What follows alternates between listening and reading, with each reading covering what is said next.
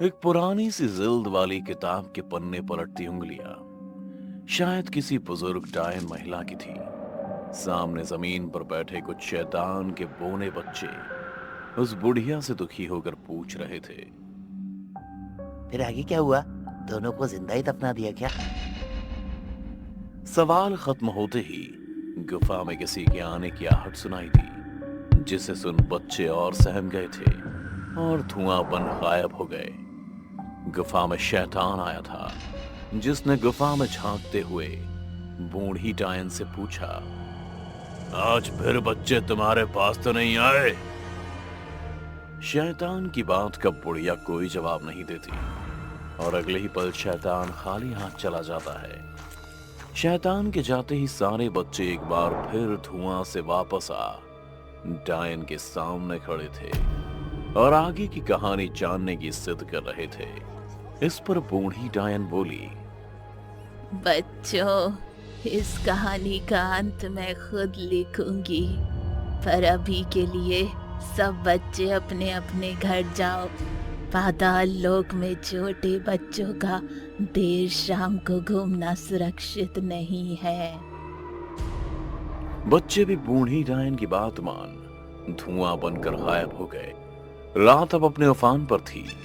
बूढ़ी डायन गुफा में उल्टी लटकी गहरी नींद में सो रही थी कि तभी किसी के जलने की बू आई। डायन की जब आंख खुली तो उसकी गुफा धूं धूं कर जल रही थी। हालत इतनी बुरी थी कि बूढ़ी डायन को बचा पाना भी नामुमकिन था। पर तभी बूढ़ी डायन अपने बुदबुदाते होठों से कुछ मंत्र पढ़ने लगी और आग अपने आप शांत हो गई। इसी दहकती आग के बीच एक शख्स बैठा हुआ था।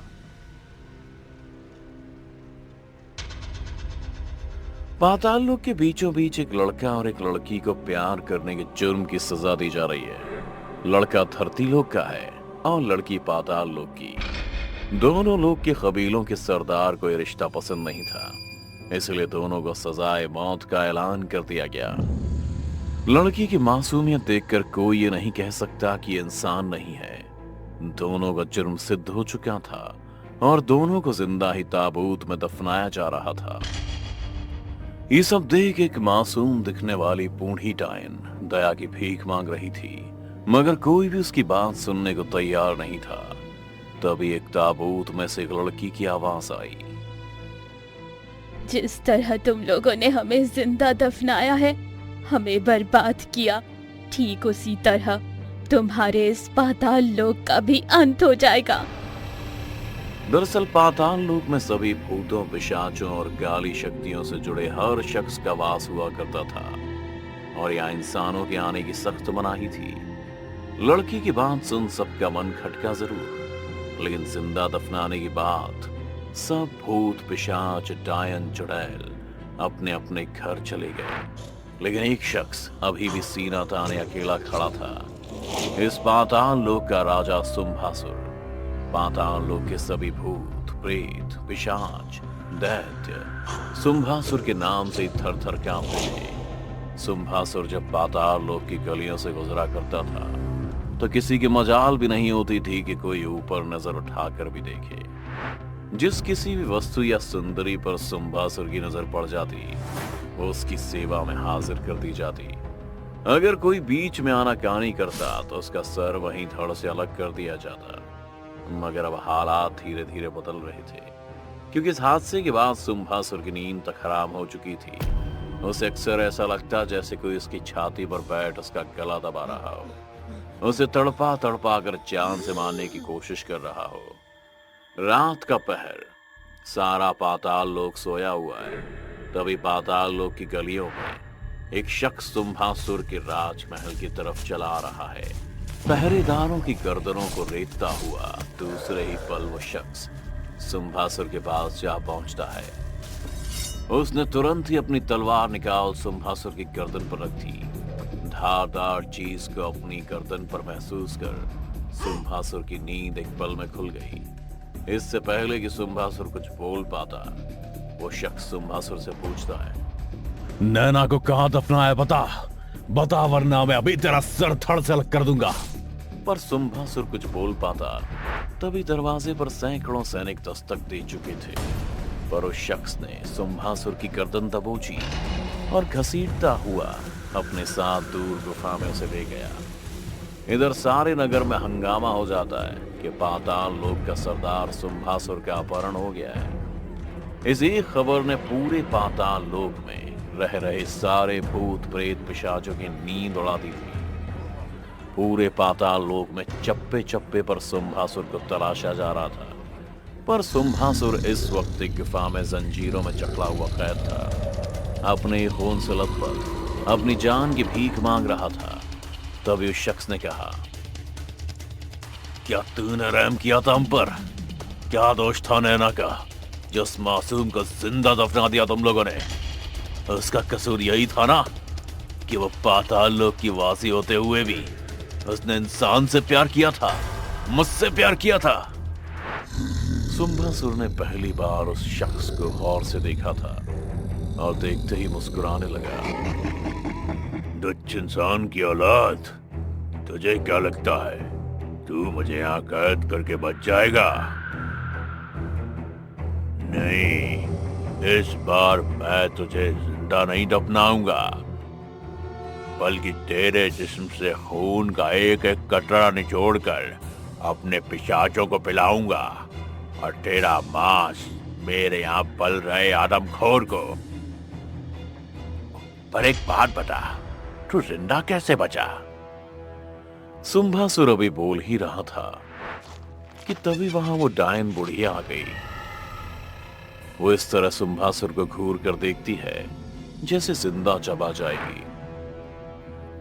मेरी लाख मिन्नतों के बाद भी मेरी फूल जैसी बच्ची नैना और इस शख्स को जिंदा दफनाने के बाद जब तेरे आदमी वहां से चले गए, तब मैंने इस आदमी की औलाद को बचाने का फैसला लिया, क्योंकि मेरी बेटी तो दफन होकर भी मर नहीं सकती। लेकिन ये इंसान, ये एक बार मर गया तो पुनः जीवित नहीं होगा। जब मैंने इसे जमीन से खोदकर बाहर निकाला तो इसकी नब्ज चल रही थी। कुछ दिनों के इलाज के बाद ये फिर से अपने पैरों पर खड़ा हो गया था और आज तेरे सामने खड़ा है, तेरी मौत बनकर। बूढ़ी डायन पता ही नहीं चला। सुम्भासुर को घसीटता हुआ वो शख्स उस दिशा की ओर आगे बढ़ ही रहा था जहां नैना को दफनाया गया था, और हर 4 कदम के बाद वो शख्स सुम्भासुर से वही सवाल पूछता जो वो अब तक पूछता आया था। बता सुम्भासुर, कहां दफनाया तूने मेरी नैना को?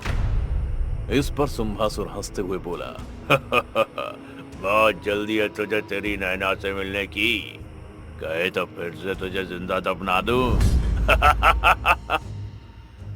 सुम्भासुर की हंसी सुन वो शख्स और गुस्से में आ गया था।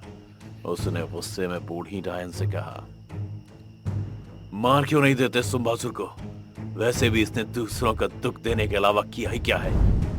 इस पर बूढ़ी डायन ने कहा, यही तो विडंबना है कि इसे मारा नहीं जा सकता।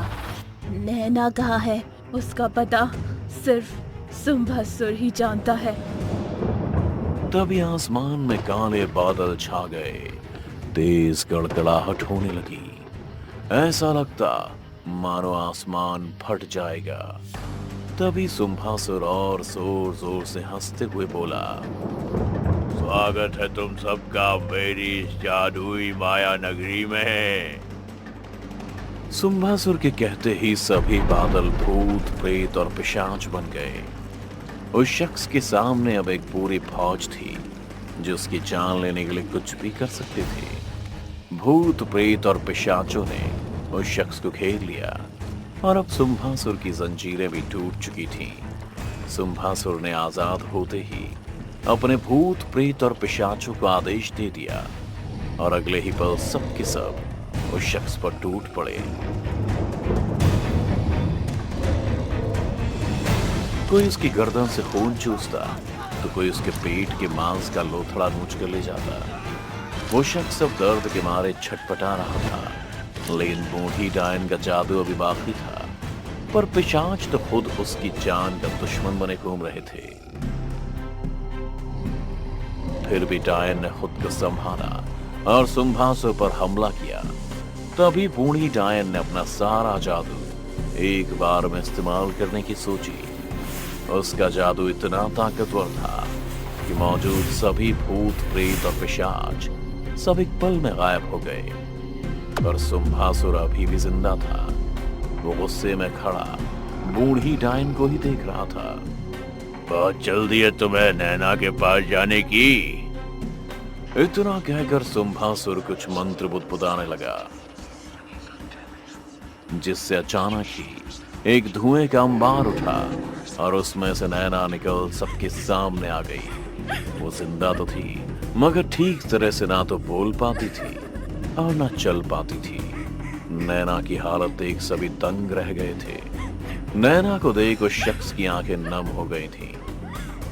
तभी सुम्भासुर ने कहा, देख लो अपनी नैना को। छे छे छे, तुम्हारी नहीं मेरी नैना को, जब सिर्फ मेरी है। इससे मुझे कोई नहीं छीन सकता। तू नहीं लड़के, बहुत प्यार था ना तुम दोनों में। ले, मैंने नैना की सारी यादें मिटा दी। इसे अब कुछ भी याद नहीं है। मुझे आज भी वो दिन याद है जब तू और नैना हसीन वादियों में साथ साथ घूम रहे थे। फिर एक पेड़ के नीचे तू बैठा हुआ था और नैना तेरी गोद में सर रख कर लेटी हुई थी और तू उसके सर पर हाथ फेर रहा था। मैं सब एक पेड़ के पीछे खड़ा होकर देख रहा था और सब देखकर मेरे तन बदन में बिजलियां कौन रही थी। तभी तो मैंने तुझे और नैना को अलग करने का षड्यंत्र बनाया था और तुम दोनों को जिंदा दफनाने की सजा दिलवाई थी। ये कहते हुए सुम्भासुर ने आलोक की गर्दन पकड़कर उसे जमीन से ऊपर उठा दिया। मगर तुझे बचा लिया इस चुड़ैल बुढ़िया डायन ने। खैर कोई बात नहीं, जो जब नहीं हो सका वो अब होगा। हर चोट के साथ सिर्फ नैना को ही देखता, पर नैना को कुछ भी याद नहीं आ रहा था। यहाँ तक कि वो अपनी माँ को भी भूल गई थी। इधर बूढ़ी डायन भी आलोक से बचने की लाख कोशिश कर रही थी, पर सुम्भासुर पर डायन का कोई भी जादू काम नहीं कर रहा था। आलोक को पूरी तरह से अपाहिज कर सुम्भासुर सीधी डायन की ओर बढ़ा। उसका सारा जादू खत्म हो चुका था और अगले ही पल सुम्भासुर ने अपने जादू से उसे हवा में उड़ा। मंत्रों के उच्चारण से उसे जिंदा ही जलाने लगा।